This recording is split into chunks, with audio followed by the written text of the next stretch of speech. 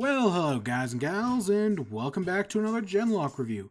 In this episode, we're taking a look at Season 1, Episode 3, Second Birthday. And yeah, I actually came back. I made it past 2 episodes. It's funny, I actually recorded the first 5 episodes of that one show, and yet only the first 2 ever got released. But side tangent, yeah, because I'm back, there's enough good here to keep me invested in the show. From here, this episode is a lot slower like the previous one, which is exactly what I want, because as a character drama, I really like this show. From here, I don't know where it's going to go, and this episode does kind of have problems. They are kind of personal, but we'll get to that near the end. Now that we're actually genlocking, the show's tone is not going to change, but it's going to be a little different as they focus more on the genlocking. But the actual episode starts off exactly where we left off at the end of the previous one, with Sinclair being dead. I'm trying to, again, I think I've got the names down. Oh my god, I just realized I don't remember the commander's name. But yeah, Sinclair is dead, and they're all hesitant about going into the machine now that he's dead. Which, yeah, no, this is what I'm talking immediately about, this character drama stuff. Because Val and Madrani are instantly butting heads, which I'm calling her Val because multiple times in the episode she doesn't like being called Val, so I'm doing it out of spite. It doesn't really matter, but But yeah, of course, after seeing what they did, we know Cammy isn't a soldier, and Kazu has history in the Japanese military. We don't know what Val is, but we'll probably figure it out. Out of all the characters, this is mostly Val's episode. We probably spend the most time with her, even though Connie's the one who goes into the machine, and we get a little time with all of them, but we get the most focus with Val and how she calls out Madrani being the Union. And yeah, they're all hesitant about it. After what happened in the last episode, it makes sense. This is the character drama stuff I'm talking about. Tenon gets called out to talk to the commander, and she basically tells them the position they're in. David Tennant's character, Weller, is the heart of this show. He is so great. They did such a great job with him. No matter what, as long as he's here, there will be something good about this show. He is so good. David Tennant is always a win. But we cut back to them, and they talk out their hesitation and how they're worried about what's going on. Val says she's done with it all, that she's been working on the war since even before the war started in New York. And she's done. She thought she was here for science. She's not a soldier. And she's just going to go out, live like there's no tomorrow, party it all away. But then Chase says, oh, if you live like there's no tomorrow, then there won't be a tomorrow. It's a self-fulfilling prophecy. There's, give or take, 3 big philosophical moments in this episode.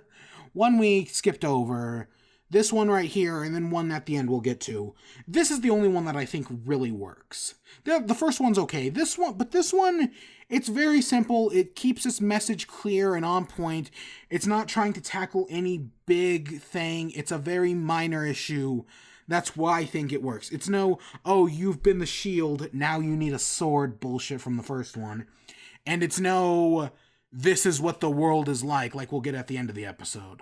It works. And we find out back with Weller and the commander, whose name that the Union or that the polity is losing ground. They will most likely be kicked out of North America within 6 months. Which, can we talk about timescales for a minute? Okay, so they were able to hold up to the 88th parallel, which is still, God, maybe even probably around a little less than 2/3 of the country. But they're going to lose all of that within 6 months. So Achievement Hunter, they have theater mode, and, well, I guess Funhouse does it as well. But they did a Genlocks for Pacific Rim, and I just watched, so I just did that earlier this morning. It was okay. It was they kind of go off track once or twice. Some of the commentary's fine. Jeff's hilarious.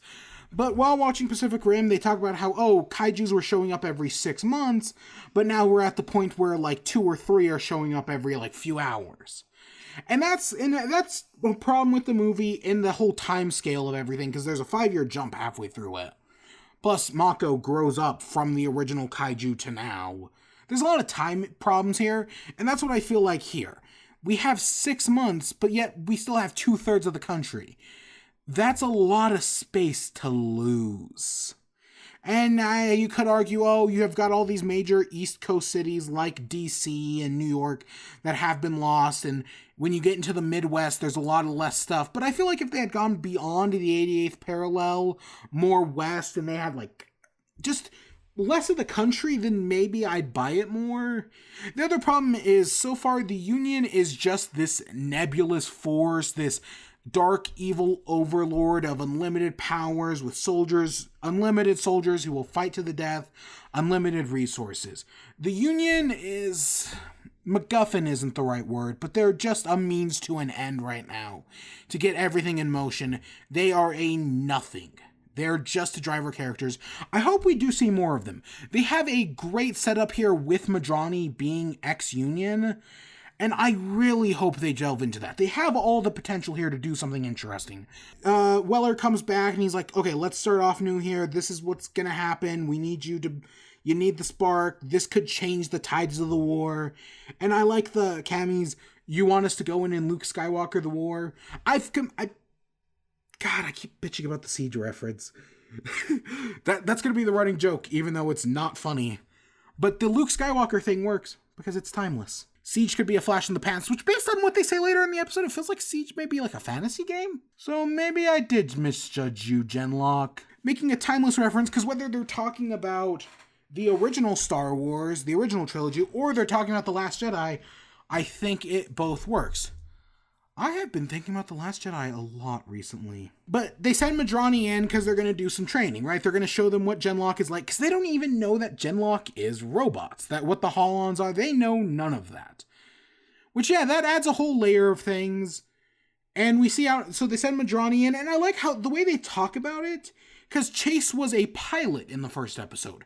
So they talk about Genlock as if it's a plane, which I think really works, actually. It's a nice little connect, because these are mech suits. We have no grounding for them. There is no mech force in real life, even though, yeah, the president would totally be down for that. We see Chase, and he's with Migos, and he's looking over, and he spies on... I failed you. I have failed you. But he spies on them, and there's some connection there, because it's been 4 years. Of course there's a connection there. And they don't delve into it. They don't have to right now. As long as we keep getting these little hints, I'm perfectly fine. Because so far, we're a character-driven narrative. They send Cammy in. She's the one to go in, down the rabbit's hole. She's the rabbit. Yeah, you get it. It works. But so we see the Holon, and their Holon is a little different. It's a little more sleek. He calls it a universal model, which, yeah, that makes sense. And then the other two, after seeing her go in, want to do it. It's a little scene, but I like how they both raise their hands. It's very little in the grand scheme of things, but it does a lot. But we see them in their Holon out playing, right? They do a baseball thing. They do a tag thing. I like just show don't tell right here. It's super obvious, but it's super effective. That's why we use things like these. Because Cammy's, I've been calling her the smart one in our 5-man band.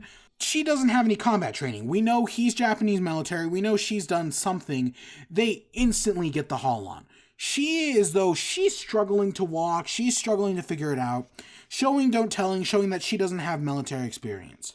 But yeah, so they play around, and then the mechs come out, Dakota Fanning, Chad, and Gray. Don't remember their character names. And they're doing like a capture the flag style game, because they're new. These people have little to no combat experience, especially in mechs. So hey, let's do a little capture the flag thing to teach them how to do it. I would say we get a montage set to music, but it's not... While there is music, there's not much of a montage. We see them attempt it 3, maybe 4 times. And it's all in quick succession, and you can tell. I say this before, that you can tell a lot about characters by how they act in fight scenes, and I will always say a fight scene is always improved by dialogue, and that's exactly what we're seeing here. Like, Cammy is just willing to rush in. She knows no better. Kazu uses her as a human shield. And then Val tries to sneak behind them, sneak with the truck, and then get to the flag. She almost gets it. It's a little thing, but it gives us a hint of how they are, how their character traits work, and how they're probably going to work in future episodes. Val's sneaky, Cammy's up front, and Kazu is... I mean, I'm expecting him to rush in. He's the strong one in our 5-man band. Chase comes up and is like, okay, let me show you how it's done. Let you show you that when you figure the Holons out, this is what you'll be able to do. And my obvious inclination is that, he's doing this as like a revenge, I use quotes, for the scene he overheard earlier. And you could argue that's what he's doing, because he's also showing off. But they don't really address it. It's more subtle than that. And that's why I think it really works. It's not very upfront with it. There is definitely the implication that that's going on, but they don't like shove it in your face that this is what they're doing. And then we get them just kind of, they're calling it a day because the transport ships have come in, bringing in civilians. And this is where the episode kind of started to lose me. I talked about philosophical speeches, and that's exactly what we're getting here. Weller comes out and he's like, we see this, or Cammy says that, you see this all the time in the news, and it's different than actually seeing it in person. And Weller explains that, you see it in the news, you get used to it, you grow numb to it. This is our commentary. It's commentary on like the news and the media cycle and how we treat the military and how the news works post 9/11. But it's also commentary on the internet and how the internet does all these horrible things and how we've grown numb to it and how the internet is a festering pile that feeds off negativity and is literally powered by negativity. And it goes even one step beyond, because he explains that when he created Genlock, he had these greater ambitions for it, but the first thing they did with it was use it for military. It literally is a metaphor for the internet, because when the internet was originally created, it was created by the military. But then the military distributed it for practical use so that you can come on here and watch an idiot talk about a show. This is going to be one of their main themes. Again, they're tackling military issues, but they're also commenting on internet culture and all that. And I have grown numb to that argument. Because, sure, if they want to do it, go ahead, put your own spin on it. Again, I could be projecting that whole thing about the internet and the history of the internet with the military, but that could be intended. I don't honestly know. It could go either way. This is their inspirational speech that, you don't have to save everyone. You just have to save as many people as you possibly can. The speech lost me at the beginning, but it kind of gets me back towards the end. It's my only real problem with the episode. Other than that, I think this episode works for the most part. Because at the end, they have a team. They don't know that they're going to lose ground in 6 months, but he's able to unite them with other things, with the civilian. And they have a team, which I said in the last episode with the 5-man band thing, that Cammy was our smart one, Kazu was the muscle, I had no idea what Val was, Chase is the leader, Madrani is the lancer, and Weller is the mentor. Well, after what happened here, I'm reassessing that. Chase is still the leader, Madrani is still the lancer, and Kazu is still the muscle. But Cammy is the heart. That was the one I couldn't place. But based on what happens here, the fact that she's the one who's able to go into Genlock first, the fact that she's able to, she plays around the more goofy aspects. She's the first one who's on board with it being the team. She's the heart. And Val is the smart one, but not in your traditional nerdy, geeky smart one. She's the smart one in the sense of street smart. She knows the way the world works. She's seen the down and dirty, grimy underbelly. And that's what allows her to get around. That's how she survived. That's what makes her the smart one. That's our 5-man band dynamic so far. And it works. They're filling out their roles so far. We've got some deeper things again. I like their twist on again, how I'm projecting on it. the twist that Val is the smart one and using it as street smarts, we don't see that all too often. So that's a nice twist on things. It's giving us something to latch on to, and then it ends with, right, Weller, he didn't tell them about the 6 months, but hey, they're still a team. He says earlier that, oh, he'll make him speak Gilbert and Sullivan, and he actually does, and I laughed my ass off. Always end off on a joke, even if it's horribly misguided. So don't always end off on a joke. And yeah, where are we going to go from here? I'm predicting in future episodes we're going to get... The next episode's probably going to be a training montage of some sort. Getting them ready, maybe even sending them out into combat for the first time. Because we're on a time limit now. So we have to now work with that. And that's what I'm predicting the next episode. I admittedly do not know how long the season's going to be. Overall, I like that it's a character drama. That it's focusing on our characters, because our characters have so much potential.